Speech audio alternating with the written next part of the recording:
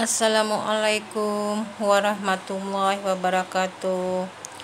Hai anak-anak ibu sekalian, apa kabarnya kalian pada pagi hari ini? Semoga pada pagi hari ini kalian senantiasa selalu diberikan kesehatan. Anak-anak ibu, sebelum pembelajaran dimulai, marilah sama-sama kita berdoa, memohon kepada Allah agar pembelajarannya kita pada pagi hari ini diberikan kemudahan. Berdoa dimulai. Selesai. Alhamdulillah. Anak-anak ibu sudah dipersiapkan alat tulis menulisnya kalian? Ayo dipersiapkan terlebih dahulu sebelum kita memulai pembelajarannya kita. Nah, kita mulai pembelajarannya kita di materi pembelajarannya kita, yaitu materi pembelajaran IPS, yaitu materi yang ada di kelas 7 semester ganjil. Baiklah anak-anak ibu, kita masih di bab kedua tentang membahas tentang masalah interaksi sosial dan lembaga sosial. Adapun tujuan pembelajaran pada pagi hari ini, Ibu berharap anak-anak, siswa-siswi sekalian dapat memahami pengaruh interaksi sosial terhadap pembentukan lembaga sosial.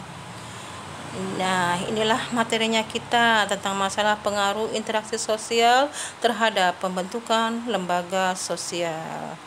Yuk, kita belajar. Apa itu interaksi sosial? Interaksi sosial kemarin sudah Ibu jelaskan. Interaksi sosial itu adalah hubungan-hubungan antara orang per orang, antara kelompok manusia, maupun juga antara orang per orang dan juga kelompok manusia.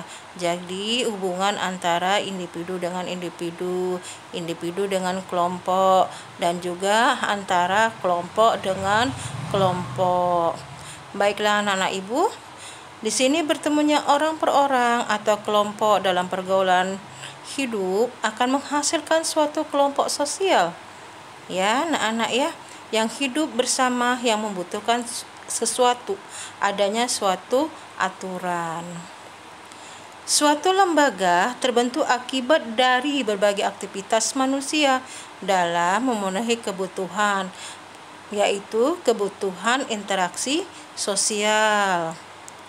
Berbagai kebutuhan hidup manusia melahirkan beraneka ragam lembaga guna memenuhi kebutuhannya itu. Semua kebutuhan manusia didapat dengan melakukan interaksi dengan manusia lainnya. Nah, kita ketahui bahwa kita sebagai manusia harus melakukan interaksi antara yang satu dengan yang lainnya. Adanya interaksi sosial di sini antar individu dan juga kelompok, maupun interaksi sosial antar kelompok, di mana mereka itu berinteraksi dalam rangka untuk memenuhi kebutuhan-kebutuhan dan keinginan-keinginan hidupnya. Maka dalam masyarakat terbentuklah berbagai lembaga sosial. Adanya lembaga sosial di sini dimaksudkan untuk memenuhi berbagai keperluan pokok dari kehidupan manusia. Manusia mempunyai kebutuhan yang bermacam-macam dan lembaga sosial untuk memenuhi kebutuhannya. Agar hubungan antara manusia di dalam suatu masyarakat terlaksana sebagaimana yang diharapkan, maka diciptakanlah norma-norma yang mempunyai kekuatan mengikat yang berbeda-beda pula. Baiklah anak-anak, kita ketahui di dalam masyarakat ini dikenal ada 4 tingkatan norma, yaitu kita lihat di sini sebagai berikut. Yang pertama, norma cara atau usage. Ibu ulangin, yang pertama norma cara atau usage. Cara ini terlihat pada perbuatan individu dalam masyarakat. Penyimpangan dalam norma cara ini tidak akan mendapatkan hukuman berat, akan tetapi hanya sekedar celaan. Nah, jadi dalam masyarakat tersebut ada yang dikenal dengan norma cara. Ya, ini bisa kita lihat dari perbuatan orang tersebut atau individu tersebut di dalam masyarakat. Contoh tindakan yang melanggar norma ini antara lain cara seseorang membuang sampah. Jika ada seseorang yang membuang sampah sembarangan, cenderung dia mendapatkan celaan karena melakukan tindakan yang tidak sesuai pada tempatnya. Katakanlah misalnya Andi membuang sampah sembarangan, maka akibat dari perbuatannya dia tidak mendapatkan sanksi, tapi dia mendapatkan yaitu berupa celaan. Dikatakan lu males banget itu, jadi seperti itu. Jadi dia mendapatkan celaan ketika dia membuang sampah tidak pada tempatnya, maka buanglah sampah pada tempatnya. Contoh lain, cara berpakaian. Apabila seseorang berpakaian yang kurang pantas, hanya ditegur saja, nggak mendapat hukuman. Ya, misalnya katakanlah orang memakai baju atau pakaian tidak selayaknya, maka dia ditegur, dikatakan bajunya lah ketipisan, atau misalkan lah bajunya lah kependekan, atau bagaimana. Yang pada dasarnya pakaian tersebut harus sesuai, harus pantas, sehingga kita tidak mendapatkan teguran ataupun celaan. B. Norma kebiasaan atau Paul's Way. Kebiasaan di sini adalah perbuatan yang dilakukan secara berulang-ulang dalam bentuk yang sama. Nah, kita lihat di sini itu namanya norma kebiasaan. Jadi apabila kita sudah melakukan perbuatan yang berulang-ulang kali begitu ya. Nah, ini dikatakan sebagai norma kebiasaan.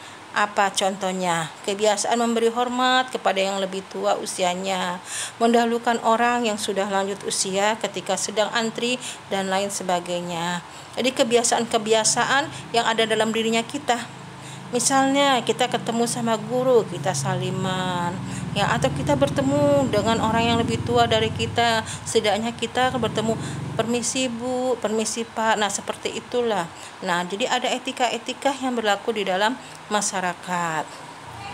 Bagi mereka yang melanggar akan dikenakan sanksi sosial berupa teguran atas penyimpangan terhadap kebiasaan tersebut. Jadi kalau kita melanggarnya, kita hanya mendapatkan teguran saja. Katakanlah misalnya kita lewat di depan orang yang lebih tua, kemudian kita tidak mengatakan permisi Pak, permisi Bu, atau segala macam, kita akan mendapatkan teguran, ya. Nah, teguran itu sesuai dengan apa yang kita lakukan. Atau katakanlah misalnya kita terhadap orang lebih tua, kita tidak saliman atau kita tidak menyapanya. Nah, kita juga mendapatkan teguran dari perbuatan tersebut. Makanya kita membiasakan hal-hal yang positif di dalam kehidupannya kita sehari-hari. Kemudian tata kelakuan atau mores, ini yang ketiga ya, tata kelakuan.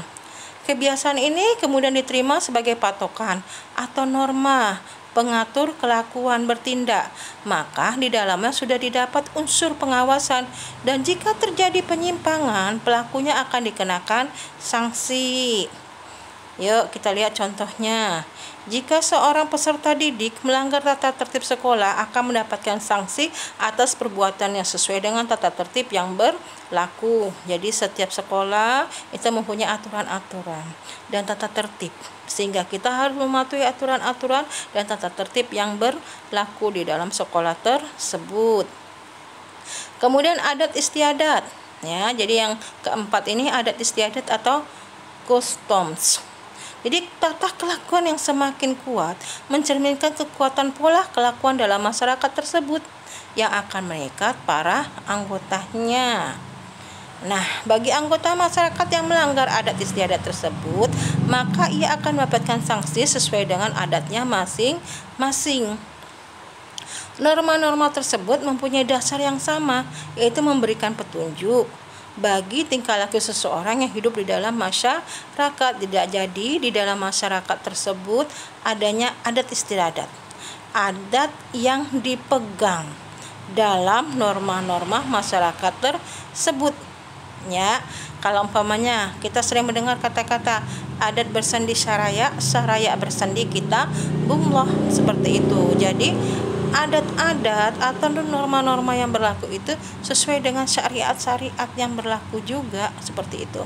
Jadi kalau seandainya kita tidak mematuhi atau kita tidak ayah di sini tidak memenuhi keinginan dari norma-norma tersebut atau kita melanggar adat istiadat, maka di sini kita akan mendapatkan sanksi dari norma-norma yang berlaku tersebut di dalam masyarakat tersebut.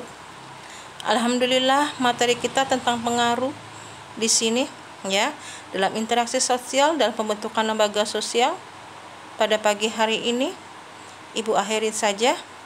Nanti kita bertemu pada materi selanjutnya tentang masalah lembaga sosialnya. Ya, anak-anak, ibu sekalian, selalu kalian berinisiatif untuk senantiasa ya di sini untuk menjaga kesehatan. Ibu senantiasa selalu berdoa agar anak-anak senantiasa diberikan kesehatan dan juga kemudahan. Tetap bersemangat, ibu akhiri. Wabillahi taufiq wal hidayah. Assalamualaikum warahmatullahi wabarakatuh.